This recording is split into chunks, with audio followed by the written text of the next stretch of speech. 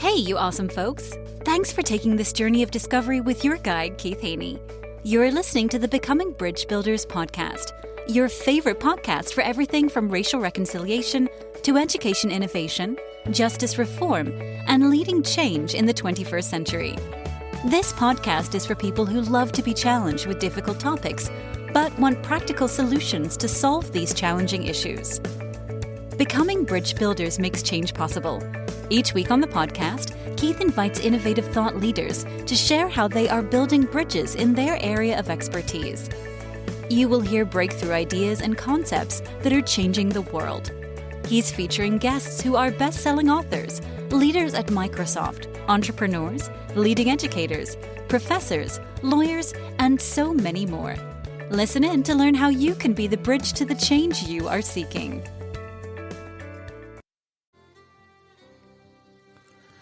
My guest today is Katherine Barner.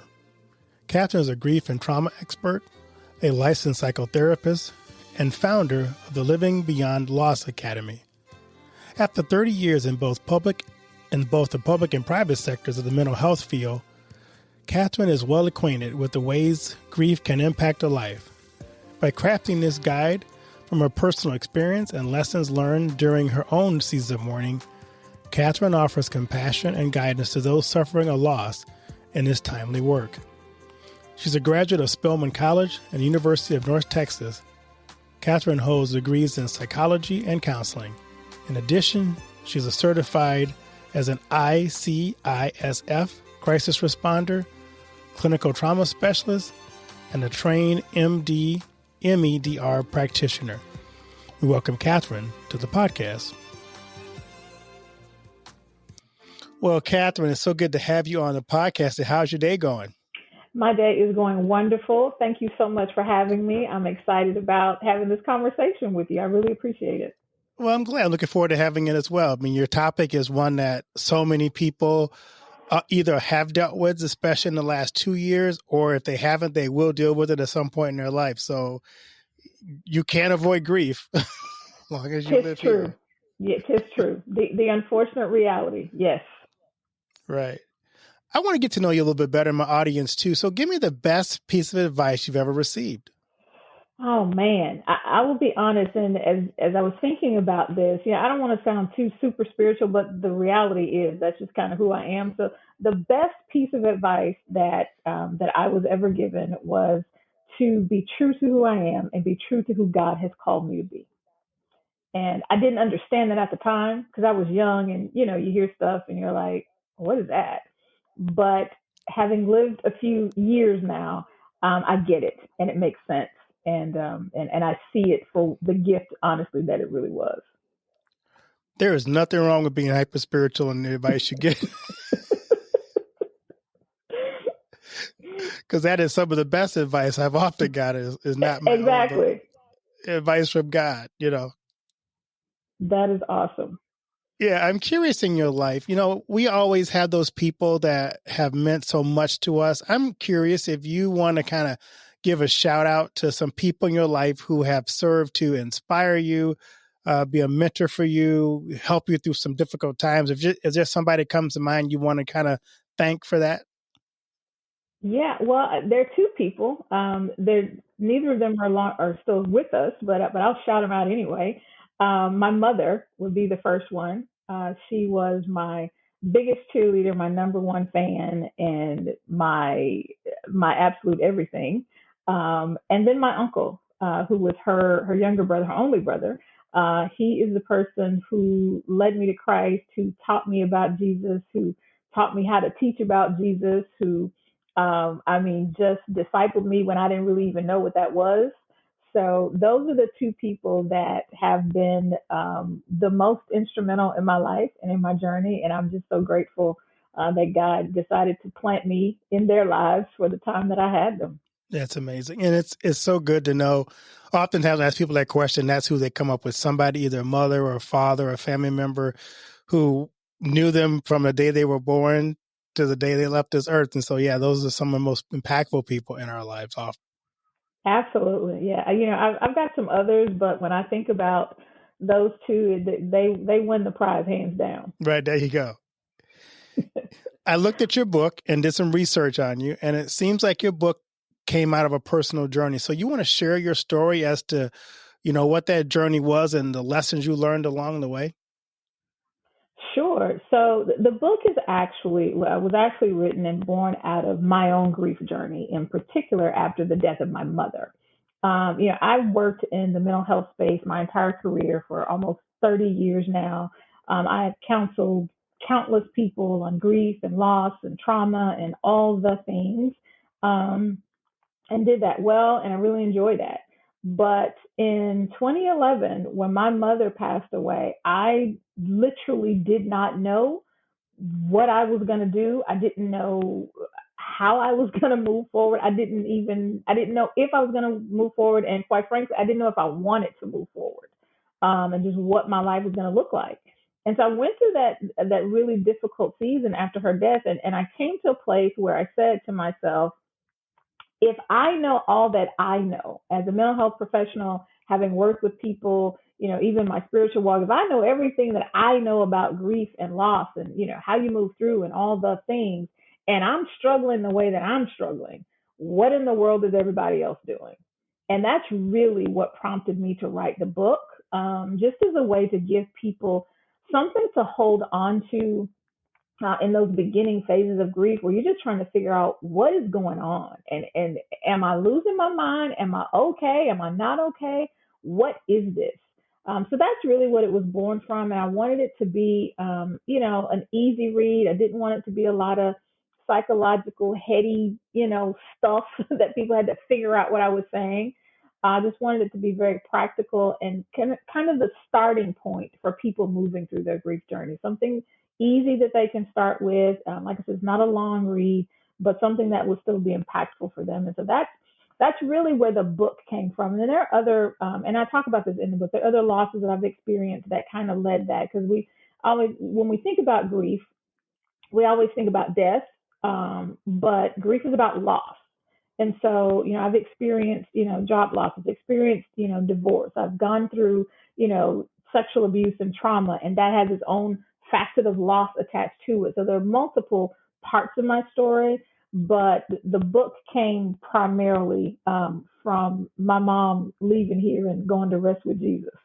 It's funny you mention that, because I'm a pastor, and I have done hundreds of funerals and sat with families, helped them plan the funeral, conducted the service, never really understood the pain they went through until I lost my mother too. And I, just like you, as you described this, I tell my own story. I felt lost, and I'm like, I'm not supposed to feel lost. I'm a pastor. I know where she is. I know her faith was there, but it hurt so bad, and it was so painful for months. I was out of sorts. I mean, I lost my dad first, and that was a different loss. That loss felt like I lost a sense of identity, because like even though we weren't all that close, it's like he was the dad and I wasn't, even though I was married. But it was like when he lost, it's like I'm the next generation, and it was just this weird sense of now it's on me. But when my mom died, it was like I tell people, it's like I almost felt like my faith was shaken. And it made no sense why it was shaken. I'm completely with you. And it's interesting you say that, because my father passed away first as well. And similar to you, I described it as my father and I had a complicated relationship. And so when he passed away, it hit me differently. Being a female, it was all of a sudden my maiden name meant something. Whereas before it was just like, okay, whatever. But it was very interesting dynamic and very different dynamics. I completely identify with what you're saying. Because yeah, when my mom left here, I was like, now wait a minute, Jesus. Like, I mean, look at here. We need to talk. Right. And for me, it was funny because I remember when it hit me that God shook me, I guess you could say, and reminded me that he still loved me. I was driving down the road, and this Christian song came on, and I can't think of the name of that, but it was a song when it talks about the waves of God's grace wash over me, and it was like it was like I'm sitting down the road and I'm crying going down the road in Chicago. No one understands why I'm in the car crying, but it was like God just reminded me that He never abandoned me due that loss. And He was always there, but it was like it hit you at the weirdest time to bring you back to get out, because my mom died without me being there. She died alone, and it died suddenly.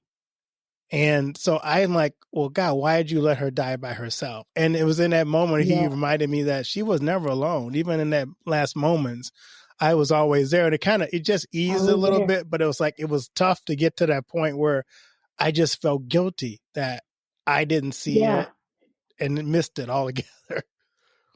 Absolutely. Again, it's so interesting that even as you talk with people about their losses and how they experience it, and that's one of the things I talk about in the book, the way that someone passes away, your experience of their loss, how you find out, were you there, were you not, like all of those things will color how you move through your grief process.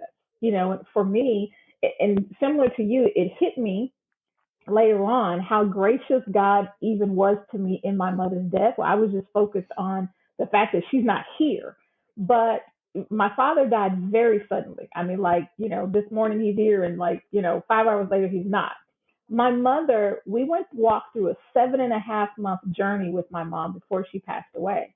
And when I looked back on that, I was so grateful for that time that God gave me to slowly pull away. Because I talk to my mother every day, multiple times a day, just because the wind blew, right. But during those 7.5 months, I wasn't able to do that. We slowly, had to pull away. And so that was God's way for me of preparing me to let go. Because I always say to people, had he decided to take my mom suddenly the way that He did my father, I don't know what that would have looked like. Would I have gotten through it? Absolutely. But I know that it would have been exponentially more difficult for me. And so it's so interesting to be able to see God's grace even in our losses, and the way that He chooses to do whatever He wants to do with the people that He ultimately just put on loan to us. Right, exactly. So the name of your book is God Help Me, I'm Grieving, Finding Healing After Loss. Yes. Tell us a little bit about how the book guides people through finding healing, because I think that is so critical. Like you said, the loss may not be the death of someone, but it could be a different kind of loss. But how do you help people find healing when those losses happen? That's such a great question. I think it starts with understanding some really fundamental things about loss that I talk about in the book. And I talk about the 3 P's, that grief is perfectly normal, that grief is personal, and that grief is a process. Kind of starting there at what I call the beginning, because so often, whatever the loss is, so oftentimes because of the emotions that we experience, the reality is none of us want to hurt, and none of us want to hurt very long. And that's the hard part about grief and loss. It's the physical and emotional pain that we experience that just doesn't go away as quickly as we want. So when we start to help people understand that it's going to take some time, it's going to look different on you than it does on me. It's going to look different even within family systems, individuals who experienced the same or similar loss, and that there's nothing wrong with you, that there's nothing innately wrong with you. You're grieving, and that's okay.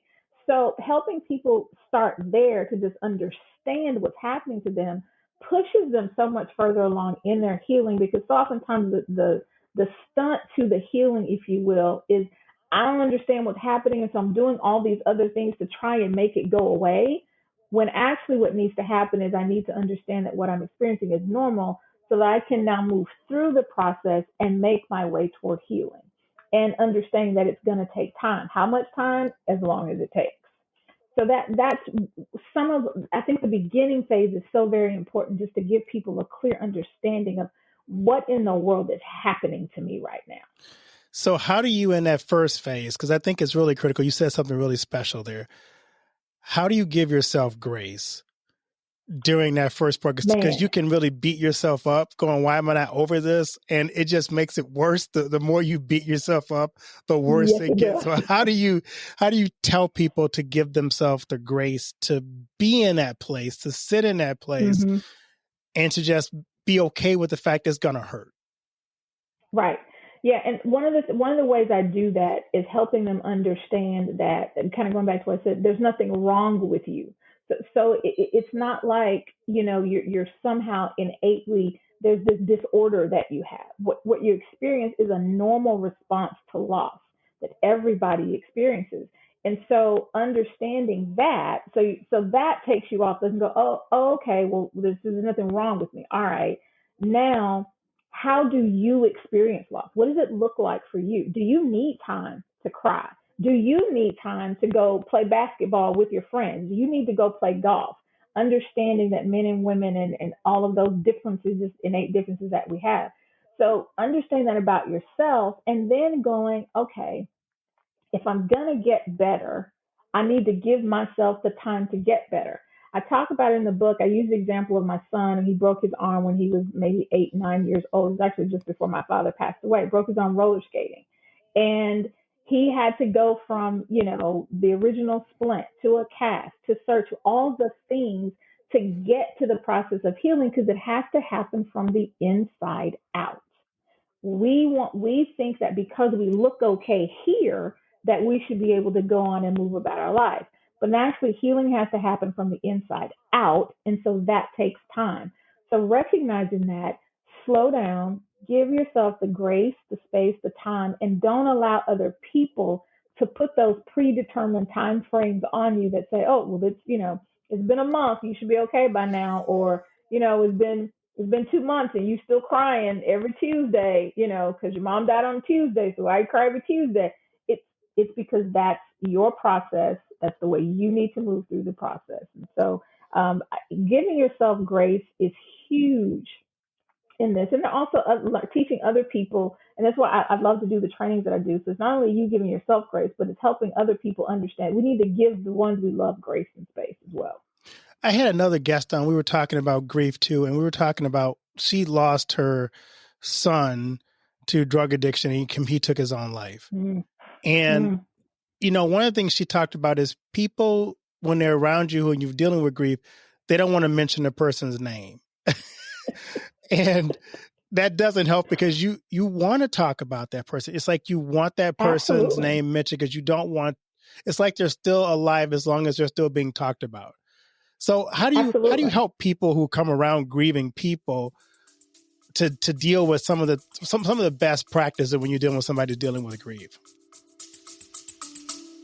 Stay with us. We'll be right back. And now a word from one of our sponsors, For Freedom Mobile. If you're using AT&T, Verizon, or T-Mobile, then you're being tracked. Mobile providers collect your location, communications, internet activity, even your financial transaction. They sell that data to anyone willing to pay for it and provide it to the government without a warrant. Switch to For Freedom Mobile, and you won't ever have to worry about Big Tech or Big Brother tracking you through your mobile phone again. For Freedom Mobile provides secure, unlimited talk, text, and high-speed data for just $29.99 a month, and it includes free internet roaming in over 200 countries. Sign up for the service by visiting forfreedommobile.com and using the promo code BRIDGEBUILDERS to get your first month for only $9.99. See forfreedommobile.com for details, just like the number 4, freedommobile.com.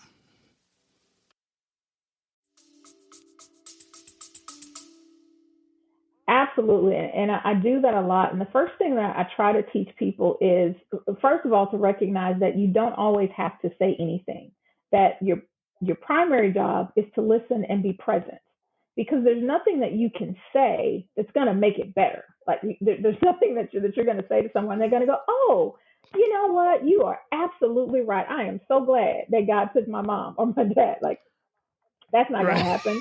So a lot of it is just learning the ministry of presence is what I call it. Just being present for people and allowing them to talk. And so if they want to talk about their loved one, their husband, their father, their mother, daughter, child, whomever, mother, father, whomever it may be, allowing them to do that. And your job is to respond in a way that simply lets them know, I hear you and I am validating whatever feelings you have. You're not trying to explain them away. You don't even have to agree with them. But people need to be seen. People need to be heard when they're at space. So I try to teach folks in the beginning, don't say nothing. Just shh, oftentimes, because we we tend to say a lot of things that are just not helpful at all.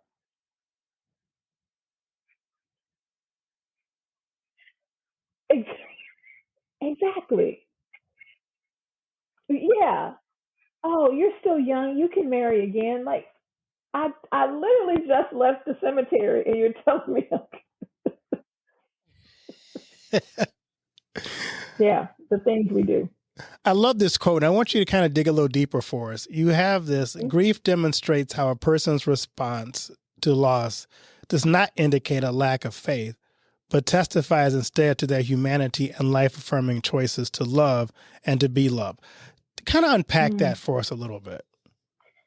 Yeah, so oftentimes, particularly in the Christian community, in our faith communities, when someone grieves, we tend to have this wrong view and say that, well, somehow they don't have faith, particularly if it lasts longer than about 2-3 weeks. You know, well, they must not be praying enough, or they don't have enough faith, or all of these things that's tied to their relationship, their fellowship with God. But actually has nothing to do with that.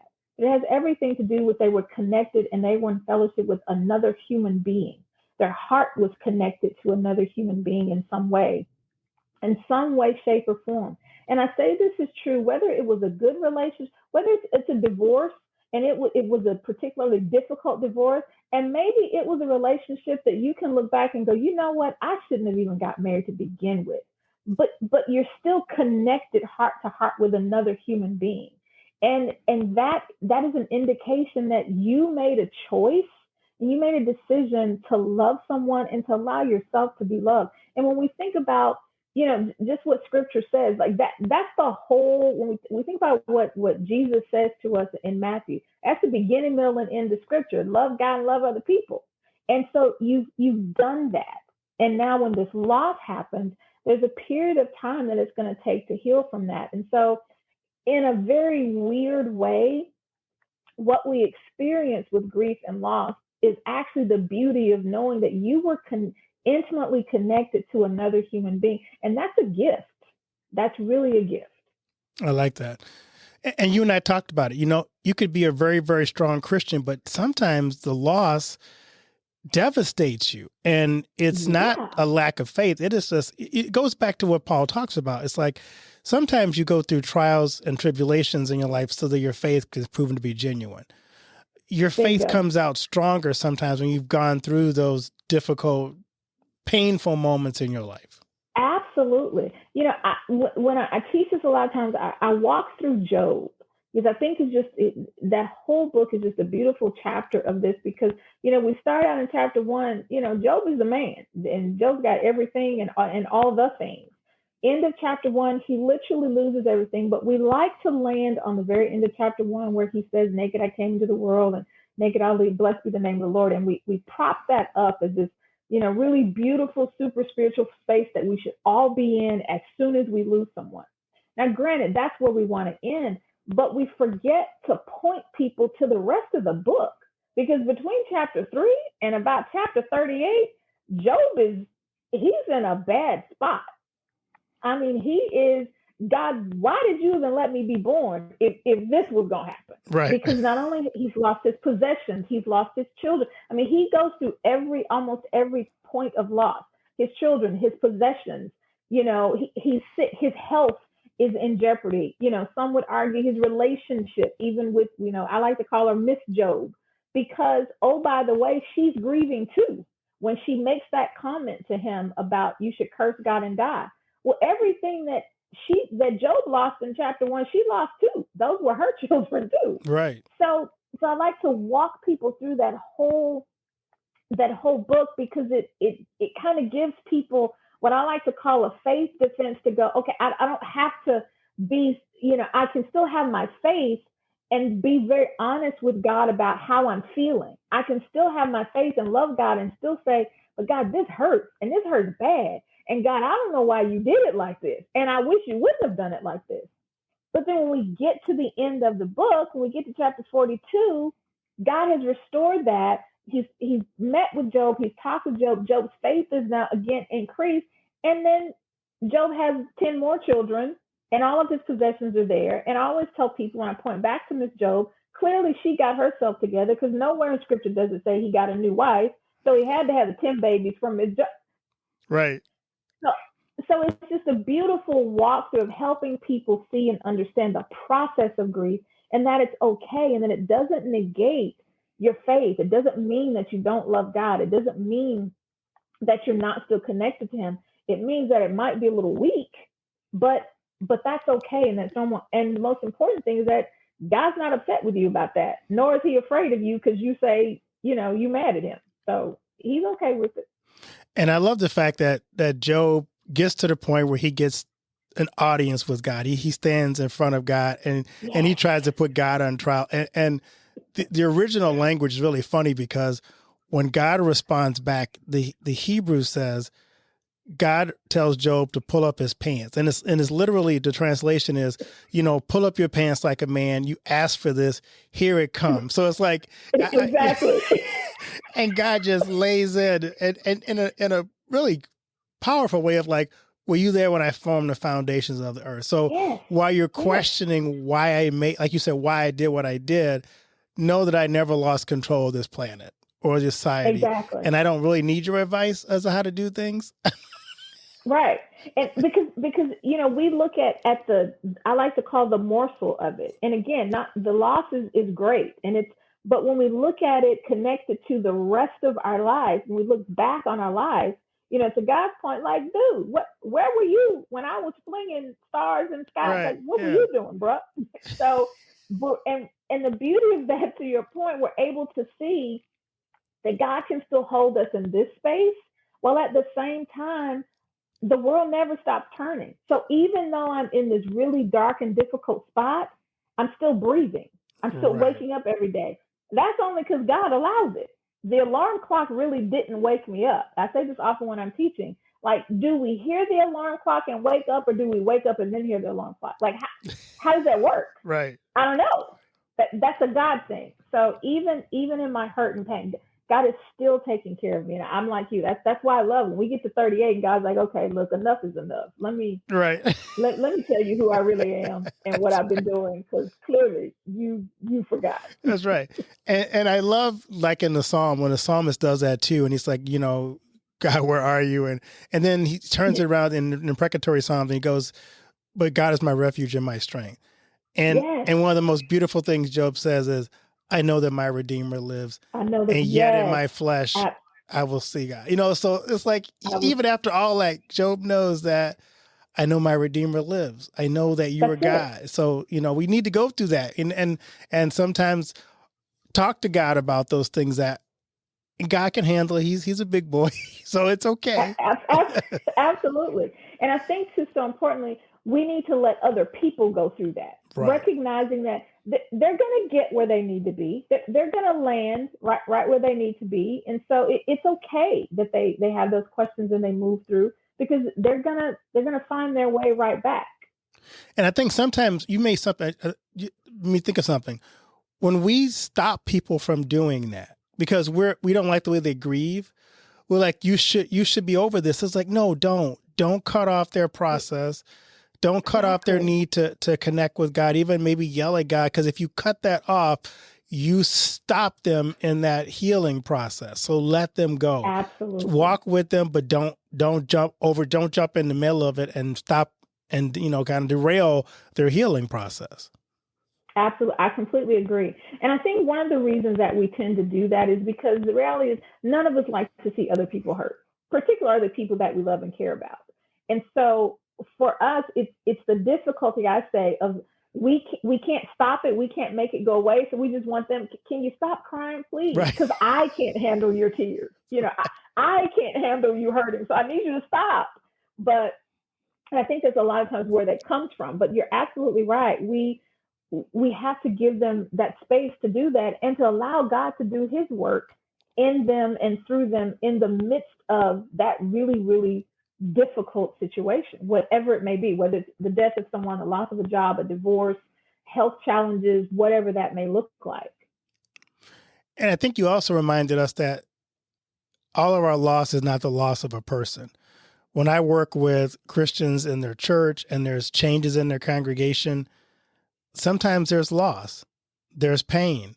And if you're wise, you'll see that some of the same behaviors that they're experiencing are from that loss. So you walk people through that loss, whether it's you've changed the worship time, their favorite organist quit, their favorite pastors left.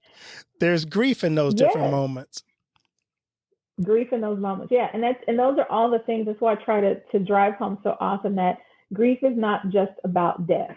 It's about loss. And multiple things can lead us into a season of grief after we've experienced a significant loss. Yeah. So I'd like to ask my guest this question. What are you most excited about in this season of your life? Oh, wow. That's a great question because I'm in a really, really cool spot with God right now. I am in a really, really good season. And so I think the thing I'm most excited about is, first of all, being able to recognize that and the way that he is moving me, the way that he's choosing to use me, the work that he's allowing me to do. There's just nothing better. I mean, this spot that I'm in right now, I'm like, God, I can hang out here for a minute and we can just keep doing this thing the way you want to do it. Are there challenges obviously around me and, all the things, there's always something going on, but personally, God has me in a place that, I have to be honest, this is the best place that I've been in. If we use the term season, this is truly the best season of my life. And I am beyond grateful. That's awesome. My other favorite question to ask my guests is this one. What do you want your legacy to be?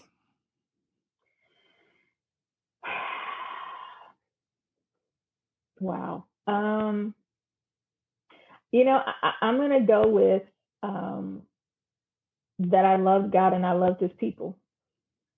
Because I believe that ultimately that's what we're supposed to be doing. All the other stuff, is great and he wants us to do that. But I think when we strip it all down, love him and love his people. And they can be hard to love at times. Yes, they can be difficult to love. But so can we. but yeah, exactly. So can we. And so I think for me, it's love God and love his people. And then, I've got a 3-year-old granddaughter. And so for me, it's living in a way that she gets to see what it really looks like to live a life, truly live a life for God and to serve him and his people and to love Jesus. If you'd asked me that 10 years ago, I probably had a bit of a different answer, but yeah. That's awesome. That's it. I want her to see him. I want her to know him, and I want her to, want it to be up close and personal. So if you had a message for somebody right now who's dealing with grief, what words would you have to encourage them right now in this time in their life?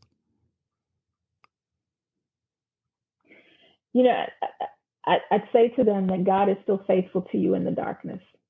And I know how exceedingly dark grief can be.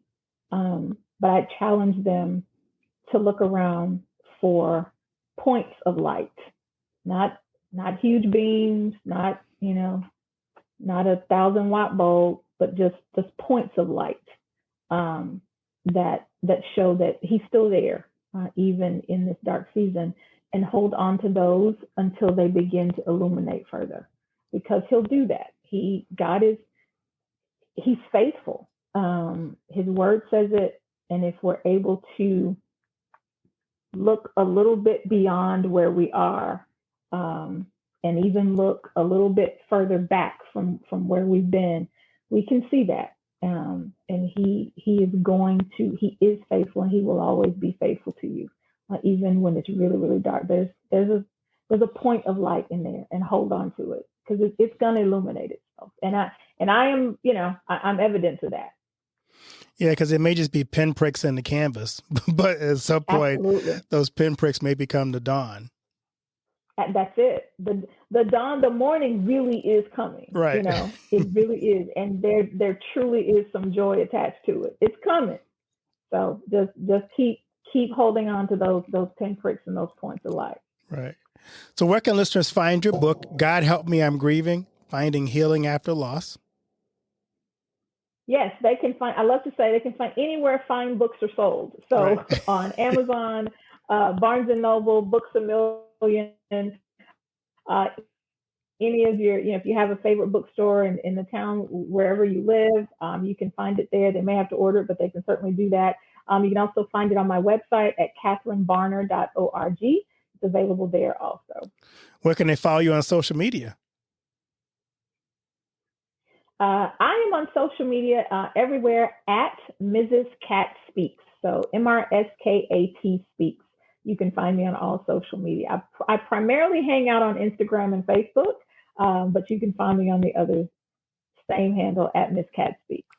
Well, thank you so much, Katherine, for writing this book, for sharing your story, for pointing us to the light in the midst of our darkness and our losses, no matter what those losses may be, whether they're the loss of a loved one or just the loss of a job or employment or family, friends. There's always a process of healing if we allow ourselves to go through that and point our eyes toward God who guides us through those dark times.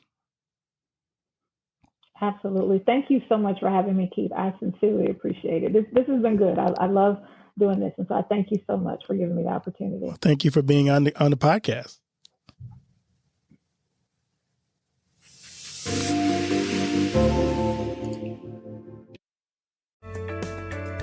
Thanks for listening to Becoming Bridge Builder.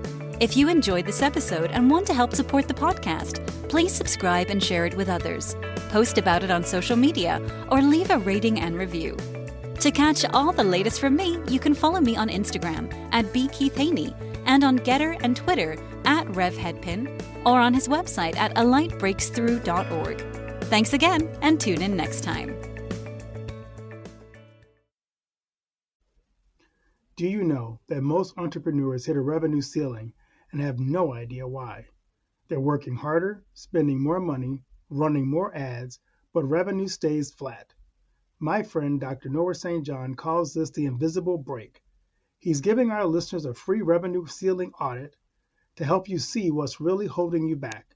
You'll get a free 30-day membership to NoahBot, giving you access to Dr. Noah's 30 years of experience to help you reach your next level. But hurry, because there's only 50 available this month. So if you're tired of being stuck at the same revenue level and want to finally break through, get your free revenue ceiling audit at drnoahvault.com in the affiliate link that'll be listed in the show notes. Thanks for listening to Becoming Bridge Builder. If you enjoyed this episode and want to help support the podcast, please subscribe and share it with others. Post about it on social media or leave a rating and review. To catch all the latest from me, you can follow me on Instagram at bkeithhaney and on Getter and Twitter at RevHeadpin. Thanks again and tune in next time.